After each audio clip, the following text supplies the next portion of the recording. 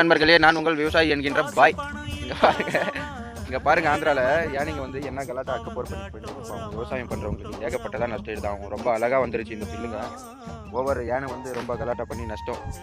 என்ன விவசாயம் பண்ணுறாங்க இந்த காட்டு பகுதியில் பாருங்கள், ஃபுல்லாக காடு தான். ஆந்திரா மலை ரொம்ப நாள் கழிச்சு திருப்பி இப்போ தான் வந்துருக்குது யானை. ஃபாரஸ்ட்டில் கம்ப்ளைண்ட் பண்ணியிருக்கிறோம், பார்க்கலாம்.